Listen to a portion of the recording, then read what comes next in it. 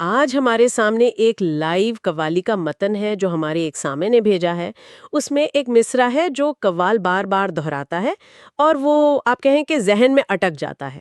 نظروں سے پی رہا ہوں میں خانہ جا کے کیا کروں۔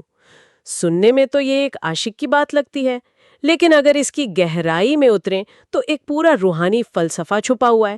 تو آج ہم اسی سفر پر نکلیں گے کہ کیسے ایک نظر، صرف ایک نظر، پوری کائنات کا متبادل بن جاتی ہے۔ اور یہ سفر بہت دلچسپ ہے کیونکہ صوفی شاعری کی یہی تو خوبصورتی ہے کہ وہ بظاہر بہت سادہ الفاظ میں بہت گہرے راز بیان کر دیتی ہے۔ یہ مصرع صرف ایک شعر نہیں، یہ ایک روحانی مقام کا، ایک کیفیت کا اعلان ہے۔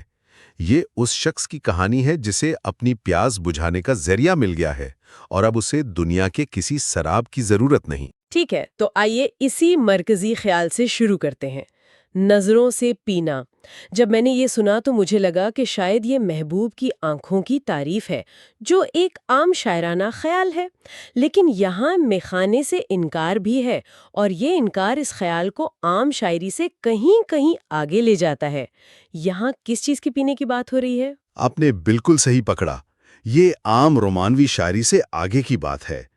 یہاں نظر سے مراد ہے مرشد کامل یا محبوب حقیقی کی نگاہ کرم۔ صوفیانہ روایت میں یہ مانا جاتا ہے کہ مرشد کی ایک نظر، صرف ایک توجہ، شاگرد کے اندر وہ روحانی تبدیلی لا سکتی ہے جو شاید سالوں کی عبادت سے بھی ممکن نہ ہو۔ یہ وہ شراب معرفت ہے، وہ روحانی جام ہے جو انسان کو دنیاوی ہوش سے بے نیاز کر کے ایک دائمی سرور میں لے جاتا ہے۔ اچھا، یعنی یہ ایک طرح کا انر ایکسپیرینس ہے؟ تو پھر میخانے کا انکار اس لیے ہے کہ جب اندرونی طور پر اتنی بڑی حقیقت مل جائے تو بیرونی اور مصنوعی سہارے بے معنی ہو جاتے ہیں۔ بالکل، میخانہ یہاں صرف ایک شراب خانے کی علامت نہیں ہے، بلکہ ہر اس دنیاوی لذت کی، ہر اس فانی نشے کی علامت ہے جس کے پیچھے انسان بھاگتا ہے۔ شاعر یہ کہہ رہا ہے کہ مجھے وہ دائمی نشہ، وہ روحانی سکون اپنے محبوب کی ایک نظر سے ہی مل گیا ہے، تو اب میں ان فانی چیزوں کے پیچھے کیوں جاؤں؟ یہ ایک طرح سے انتخاب ہے، روحانیت کا دنیاویت پر۔ اور یہ انتخاب صرف ایک لمحے کا نہیں لگتا، قوالی میں آگے آتا ہے۔ مستی میں ہے وہ روبرو، ہوش میں آ کے کیا کروں۔ یہ مستی کا لفظ اکثر غلط سمجھا جاتا ہے۔ عام طور پر لوگ اسے لاپرواہی یا دنیا سے فرار سمجھتے ہیں۔ کیا یہاں بھی یہی مطلب ہے؟ نہیں، اور یہ بہت اہم نکتہ ہے۔ صوفیانہ اصطلاح میں مستی کا مطلب غفلت ہرگز نہیں ہے، بلکہ شدید آگہی ہے۔ یہ اللہ یا محبوب کی ذات میں اس قدر ڈوب جانے کی کیفیت ہے کہ باقی ہر چیز کا ہوش نہ رہے۔ یہ ایسا ہے جیسے آپ کسی بہت خوبصورت منظر کو دیکھ کر اپنے ارد گرد سے بے خبر ہو جائیں۔ جب محبوب خود روبرو ہو، جب اس کا جلوہ ہر طرف نظر آ رہا ہو، تو پھر دنیاوی ہوش و حواس میں رہنا ایک کمی محسوس ہوتی ہے، ایک دوری لگتی ہے۔ یہ عشق کی وہ انتہا ہے جہاں عاشق اور معشوق کے درمیان کوئی پردہ نہیں رہتا۔ اگر یہ مستی محبوب سے قربت کی انتہا ہے، تو پھر اگلا مصرع تو اس کیفیت کو ایک بالکل نئی سطح پر لے جاتا ہے۔ قوال کہتا ہے، ان سے وصال ہوتے ہی معراج ہو گئی میری۔ یہ سن کر تو میں ایک لمحے کے لیے ٹھہر گئی۔ اپنے ذاتی روحانی تجربے کو معراج سے تشبیہ دینا، جو پیغمبر اسلام کے آسمانی سفر کا حوالہ ہے، یہ تو ایک بہت بڑا دعویٰ ہے۔ بلا شبہ یہ ایک بہت بڑا دعویٰ ہے، اور یہی تو صوفیانہ شاعری کا کمال ہے۔ وہ ذاتی تجربے کو آفاقی سچائی سے جوڑ دیتی ہے۔ یہاں وصال یعنی محبوب سے ملاپ اسے روحانی عروج کی بلند ترین منزل قرار دیا گیا ہے۔ یہ تصوف کا ایک بنیادی عقیدہ ہے کہ انسان کامل یعنی مرشد خدا کا آئینہ ہوتا ہے۔ اچھا، اتنا کہہ رہا ہے کہ پوری کائنات کے معنی بدل جاتے ہیں۔ اگلا مصرع ہے، فرش عرش بن گیا، عرش پہ جا کے کیا کروں۔ یہ تو کمال کی بات ہے۔ مطلب روحانی تجربہ صرف ایک اندرونی کیفیت نہیں، یہ آپ کے لیے باہر کی حقیقت کو بھی بدل دیتا ہے۔ زمین ہی آسمان لگنے لگتی ہے۔ جی، کیونکہ جب آپ کی نظر بدلتی ہے تو نظارے بدل جاتے ہیں۔ جب محبوب کا جلوہ زمین پر ہی میسر ہو، جب اس کی موجودگی آپ کے ارد گرد کے ماحول کو تقدس بخش دے، تو پھر کسی اور آسمان کی، کسی اور جنت کی تلاش بے معنی ہو جاتی ہے۔ منزل سفر میں ہی مل جاتی ہے۔ واہ! اور یہ ہمیں تصوف کے ایک اور بنیادی نقطے کی طرف لاتا ہے کہ یہ سفر باہر کی طرف نہیں بلکہ اندر کی طرف ہے۔ ہاں، یہ بات قوالی میں بھی بہت واضح طور پر آتی ہے۔ اپنے میں اس کو پا لیا جس کی تلاش تھی مجھے، یعنی جس حقیقت کو ہم باہر مندروں، مسجدوں اور آسمانوں میں ڈھونڈ رہے ہیں، وہ ہمارے اپنے وجود کے اندر ہی پوشیدہ ہے۔ بالکل۔ اور جب یہ ادراک ہو جاتا ہے، جب انسان کو خود شناسی سے خدا شناسی حاصل ہو جاتی ہے، تو پھر ظاہری عبادات کی شکل بھی بدل جاتی ہے۔ اسی لیے تو شاعر کہتا ہے، دیر و حرم سے کام کیا؟ صحیح۔ یعنی جب محبوب دل میں ہی مل گیا تو پھر پتھر کی عمارتوں میں اسے ڈھونڈنے کی کیا ضرورت؟ لیکن کیا اس کا مطلب یہ نہیں کہ ظاہری عبادات کو ترک کر دیا جائے؟ یہ نقطہ اکثر متنازع بن جاتا ہے اور لوگ اسے مذہب سے انکار پر محمول کرتے ہیں۔ یہ ایک عام غلط فہمی ہے۔ صوفیہ ظاہری عبادات کی نفی نہیں کرتے، بلکہ وہ اس کی روح کو پانے پر زور دیتے ہیں۔ جب انسان کی آنکھ چشم حقیقت آشنا ہو جاتی ہے، یعنی حقیقت کو دیکھنے والی آنکھ، تو اسے ہر جگہ اسی کا جلوہ نظر آتا ہے۔ اس کے لیے مسجد اور مندر کی تفریق مٹ جاتی ہے۔ اس کا ہر عمل عبادت بن جاتا ہے۔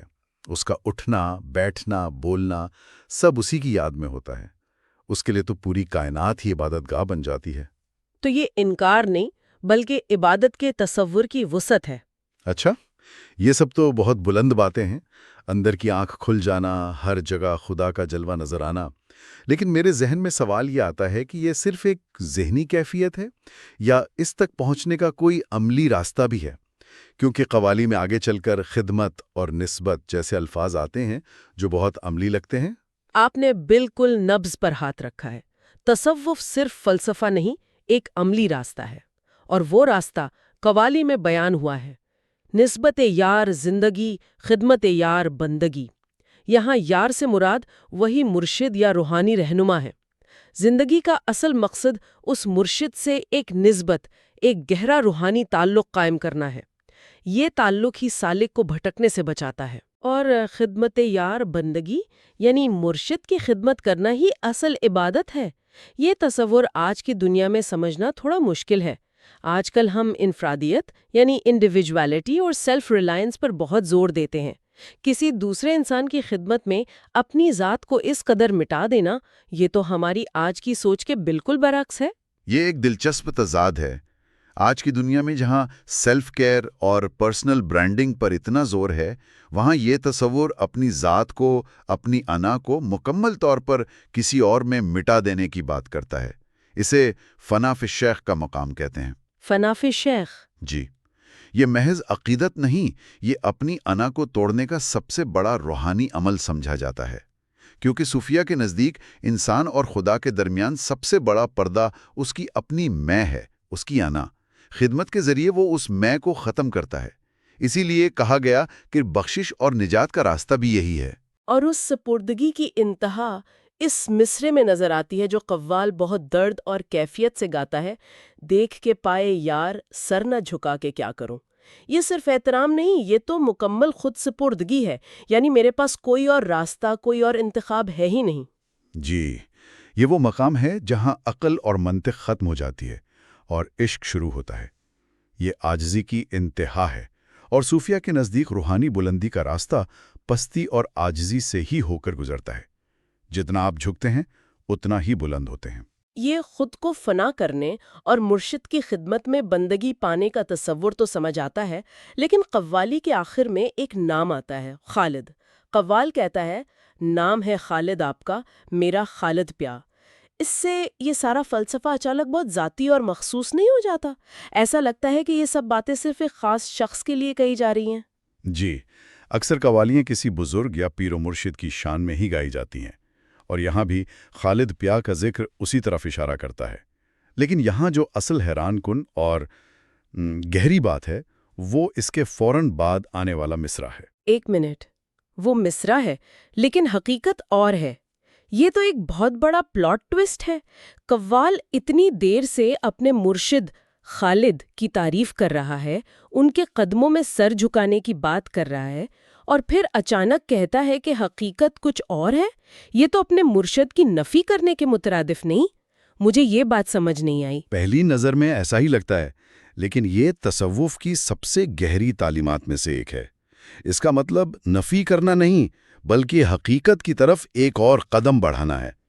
شاعر یہ کہہ رہا ہے کہ بے شک میرے رہنما، میرے وسیلے کا نام خالد ہے، ان کی ظاہری شخصیت، ان کا نام میرے لیے اس راستے کا دروازہ ہے۔ اچھا، لیکن اصل حقیقت، وہ مطلق سچائی، وہ خدا کی ذات، وہ ناموں اور شکلوں سے ماورا ہے۔ مرشد ایک انگلی کی طرح ہے جو چاند کی طرف اشارہ کرتی ہے۔ عقل مند وہ ہے جو انگلی کو نہیں، چاند کو دیکھتا ہے۔ واہ، یعنی مرشد خود منزل نہیں بلکہ منزل کا نشان ہے۔ نام اور شخصیت ایک ذریعہ ہے، لیکن اصل حقیقت اس سے بھی آگے ہے۔ یہ تو پورے سفر کا نقطۂ عروج ہے۔ وسیلے کا احترام کرو، لیکن منزل کو ہمیشہ یاد رکھو۔ تو اگر ہم اس پوری گفتگو کا خلاصہ کریں تو ہم نے محبوب کی آنکھوں سے پینے کی ایک بظاہر سادہ سی بات سے شروع کیا، اور وہاں سے روحانی مستی، کائنات کی تبدیلی، اپنے اندر خدا کو پانے، بندگی کے راستے، اور پھر نام اور حقیقت کے فرق جیسے گہرے فلسفے تک پہنچ گئے۔ یہ تو ایک مکمل روحانی نقشہ ہے۔ در حقیقت یہ قوالی یہی ہے۔ یہ ظاہری رسوم سے باطنی تجربے تک کا سفر ہے۔ یہ دنیاوی ہوش سے روحانی سرور تک کا سفر ہے، اور یہ تلاش کی حالت سے منزل کو اپنے اندر ہی پا لینے تک کا سفر ہے۔ یہ ہمیں بتاتی ہے کہ اصل میں خانہ باہر نہیں، ہمارے اندر ہے۔ اصل میں راج آسمانوں پر نہیں، محبوب کے وصال میں ہے، اور اصل حقیقت تمام ناموں اور شکلوں سے ماورا ہے۔ واقعی سوچنے کی بات ہے۔ اس قوالی کا مرکزی پیغام ہے کہ جس سکون، جس مقصد یا جس ہستی کی ہمیں تلاش ہے، وہ باہر نہیں، ہمارے اندر ہی موجود ہے۔ اور یہی سوچنے کے لیے ایک نقطہ ہے جو ہم اپنے سامعین کے لیے چھوڑ سکتے ہیں۔ اگر انسان اپنی زندگی کا مقصد باہر کی دنیا میں، کامیابی میں، دولت میں یا دوسروں کی منظوری میں تلاش کرنے کے بجائے اپنے اندر تلاش کرنا شروع کر دے، تو اس کی اپنی زندگی اور اس کے ارد گرد کی دنیا میں کیا تبدیلی آ سکتی ہے۔